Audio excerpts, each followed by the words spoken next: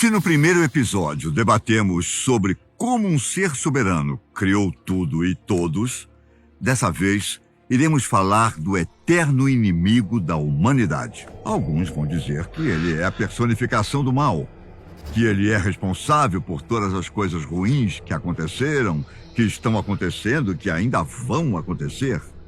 Para outras pessoas, ele simplesmente não existe. Ele é um ser criado pela Igreja para impor medo na humanidade e fazer o sistema religioso funcionar, fazendo as pessoas amarem Deus e temerem o mal. E ainda há os que dizem que simplesmente o adoram e que ele não é tão ruim quanto dizem por aí. Hoje falaremos sobre um dos seres mais temidos que existem, o terrível Satanás. Afinal, qual é a verdade sobre esse ser maligno? Ele realmente existe? Ele está entre nós? Está em nós? Quem é o diabo? São muitas perguntas, não são? Então, vamos com calma, para eu conseguir explicar da forma mais clara como é que a imagem de Satanás foi trabalhada ao longo da história. Essa é a imagem que a maioria das pessoas tem sobre Satanás. Uma criatura vermelha, com chifres e capaz de fazer mal para qualquer pessoa. Mas afinal, quem é Satanás? Satanás é retratado desde muito tempo como o inimigo de Deus, o inimigo do cristianismo, né? E essa retratação ela acontece de formas diferentes ao longo do tempo. A origem do nome diabo quer dizer acusador, adversário. Então ele é o inimigo do bem, o inimigo do cristianismo ao longo de todas as eras. Eu costumo dizer assim que por muitos anos a igreja sempre pregou que Satanás era o grande inimigo da humanidade. Mas nem a expressão Satanás significa inimigo, né? Significa acusador. Uma das definições de Satanás é acusador. Se eu entendo que é acusador, talvez a função dele não seja nem ser o meu inimigo enquanto ser humano, mas de apontar aquilo de que não está correto, por exemplo. Então, eu não gosto de pensar sempre só numa guerra, entendeu? O ser humano não está aqui o tempo todo com alguém contribuindo para o mal. Eu creio efetivamente que o ser humano tem uma grande parcela de culpa também em várias coisas a quem a gente atribui Satanás. Satanás sim é um acusador, sim é um espírito que foi destituído do seu lugar de glória no céu, mas não especificamente com a função de ficar me perseguindo. Satanás para mim vem de uma antiga história, que começou ainda na infância com a música do heavy metal. Mas eu creio que Satanás pode ir muito além. Satanás para mim é um significado com a realidade, um significado com aquilo que eu posso enxergar como vida. O que as pessoas negam no dia a dia é Satanás. O que as pessoas impedem que suas vidas façam é Satanás. Então, quando as pessoas negam a sua natureza, estão negando Satanás. Se qualquer pessoa pedisse para você imaginar o diabo, é certo que a primeira coisa que viria na sua cabeça seria uma criatura com um tridente nas mãos. Mas nem sempre as coisas foram assim. Os livros mais antigos retratam Satanás de uma outra forma. Em uma gravura do livro bíblico do Apocalipse, por exemplo, há uma ilustração que mostra a luta do arcanjo Miguel contra os anjos rebeldes. Nessa ilustração é possível ver dois grupos diferentes de anjos, os que se voltaram contra Deus e os que ficaram ao seu lado. Porém, não existe diferença entre eles, a não ser o lado em que estão. A origem de Satanás, de acordo com a Bíblia, é um anjo de luz, né? Um anjo que fazia parte do exército celestial de Deus, em que se sente enciumado e quer estar igual ou acima de Deus, de quem pertence toda a glória. Então ele é destituído do seu cargo e vem para a terra com 1/3 da parte dos anjos que o seguiram. Então Satanás é um anjo que vem para a terra destituído do seu lugar. O problema é que em várias outras culturas ocidentais e orientais foram criadas maneiras de explicar as coisas ruins que nos atingem. Com isso, Construir uma figura maligna é uma maneira de colocar a culpa nos valores e comportamentos vistos como negativos. As religiões islâmica, cristã e judaica, por exemplo, figuram o mal em um ser que se opõe a Deus e que busca atormentar a vida das pessoas que nele acreditam. Tanto que, segundo a Bíblia, Satanás era o maior inimigo de Deus. E o nome Satã, em hebraico, significa adversário ou acusador. Muitos especialistas dizem que a figura do demônio é resultado de várias dualidades, como o belo e o feio, o certo e o errado, a vida e a morte. Essas dualidades têm um lado com um significado positivo, o outro que tem uma imagem negativa. Mas será que essa ideia do diabo poderia ser apenas uma invenção? Dentro do contexto bíblico não há essa possibilidade. Se nós pegarmos, por exemplo, Jó, o livro de Jó, dentro do cânon bíblico, a formação dos livros da Bíblia, ele é o primeiro livro. Ele é o mais antigo de todos. A tradição e a história mostra que ele foi escrito por Moisés. Logo no começo do livro de Jó, você vê um contexto de uma guerra entre o bem e o mal. O livro de Jó diz que um dia os anjos se apresentam diante de Deus, Satanás também se apresenta, e Deus diz: você viu meu servo Jó? Não tem como ele. Não tem por causa disso, tal, aquilo, tal. Então, no contexto bíblico, essa imagem de um grande conflito cósmico entre o bem e o mal, ele permeia por toda a Bíblia. Então, não existe essa possibilidade psicológica, mitológica, né, do surgimento da figura do mal apenas para colocar medo nas pessoas. No contexto bíblico existe um conflito que começou no céu e se estendeu à terra, e ele permeia, né, por todas as eras. Satanás é uma invenção humana para descrever a natureza. Os filhos do sol, os filhos de Lúcifer, da religião cristã, os filhos do ocultismo, os filhos da antiguidade, vão colocar essa dualidade entre o bem e o mal para descrever o que poderia ser Satanás. Durante o século VI a.C., existiu um profeta persa, chamado Zoroastro.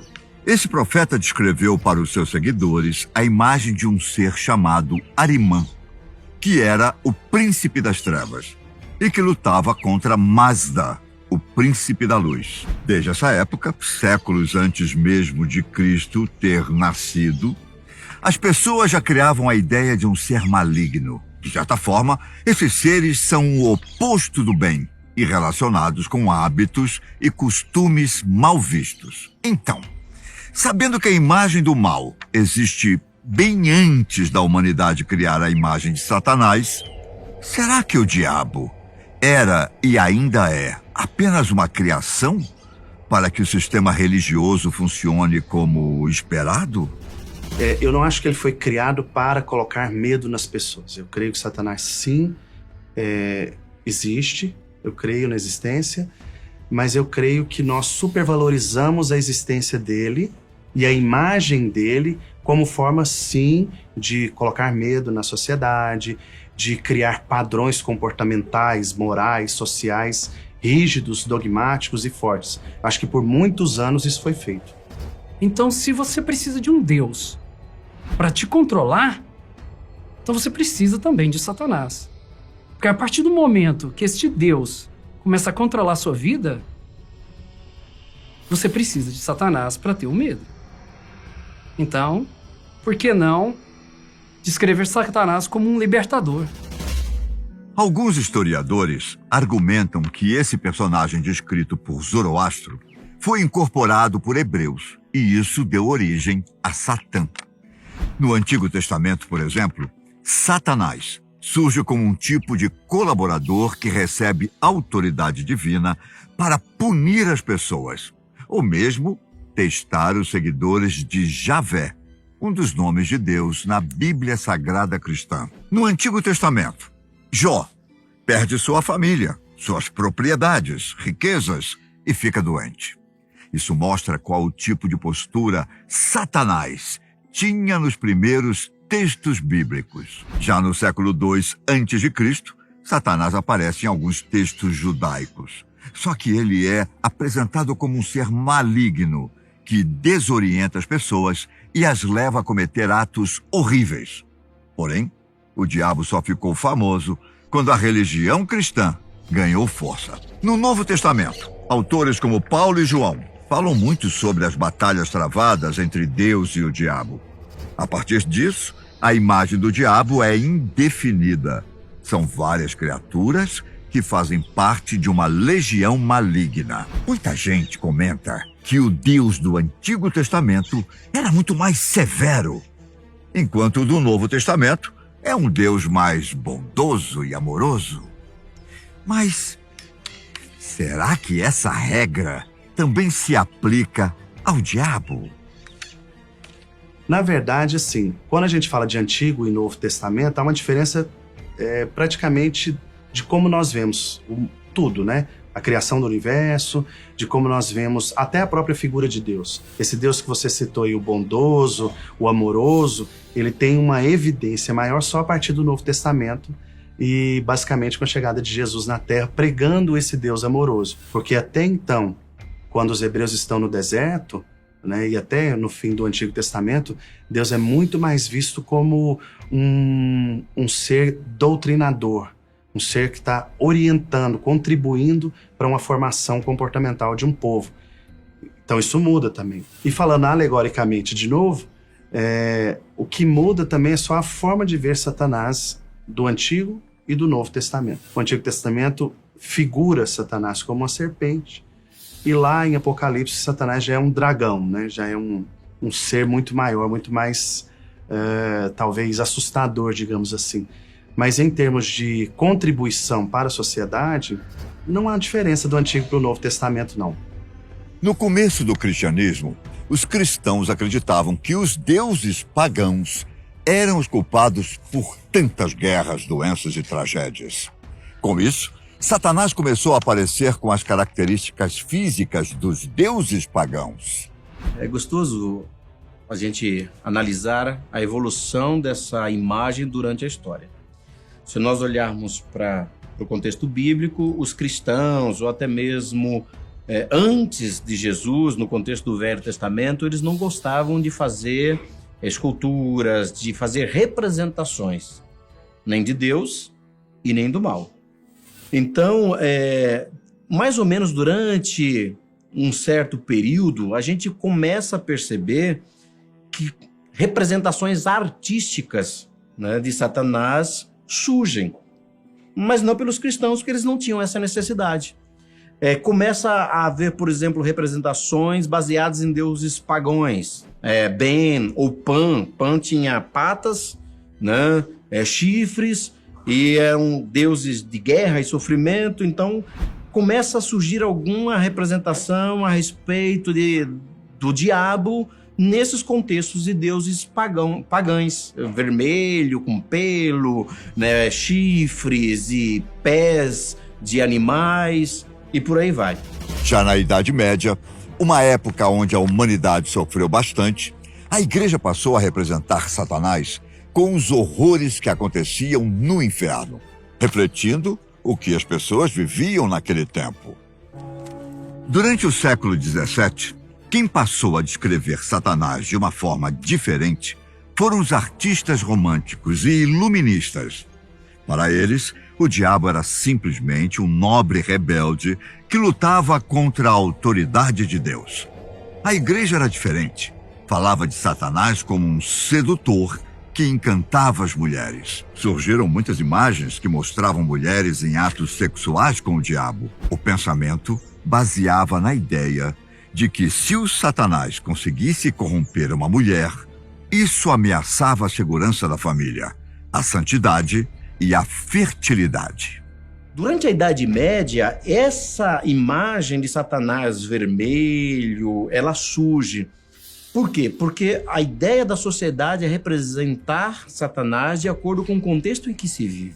Na Idade Média era um momento de sofrimento, a peste bubônica assolava, as pessoas Então a igreja, na época a igreja católica, ela não podia livrar as pessoas da doença, mas ela então colocava essa ideia de sofrimento, de inferno, para que as pessoas então evitassem o mal, evitassem o pecado, então colocava-se dentro do sofrimento. Hoje você percebe que é totalmente diferente. John Milton é um escritor, ele escreveu o livro Um Paraíso Perdido, ele já retrata Lúcifer, né, Satanás, como um ser solitário, psicologicamente muito complexo, né, já uma figura mais humanizada. E hoje séries de TV como Netflix, tal, Lúcifer já não é uma figura humana. Hoje em dia, a figura mais icônica de Satanás, sem sombra de dúvidas, é aquela do ser vermelho, com rabo, chifres e um tridente. Afinal, o diabo existe ou não? Essa é uma pergunta que talvez a gente nunca consiga responder. Mas o que tudo indica é escolha de cada um acreditar ou não na existência do demônio. O mal existe e o bem existe. Basicamente é isso. Simplificando é isso. Satanás existe, Deus existe na minha crença, e é isso. Agora, de novo, o ser humano é que decide qual caminho seguir. Aqueles que acreditam que Deus exista, eu lamento muito, sabe? Eu sinto por eles, tenho pena deles. O que eu acho disso? Bom, pode ser que nós nunca encontremos uma explicação para esse poder antagônico. Ou talvez ele esteja bem embaixo do nosso nariz e nós simplesmente não conseguimos perceber sua presença. Mas se somos dualidade, o bem e o mal não habitam dentro de nós? Tudo não depende da nossa escolha, do que favorecemos? Deus não é o todo? Esse foi mais um episódio da nossa série Além da Bíblia. O nosso próximo tema? Que tal falarmos sobre as diferenças entre o Antigo e o Novo Testamento? Todo mundo sabe que o Antigo Testamento é o que Deus transmitiu a Moisés. E o Novo Testamento é o que foi feito a partir da vinda de Jesus. Mas por que existe diferença, inclusive das ações de Deus, entre o Novo e o Antigo Testamento? Espero você.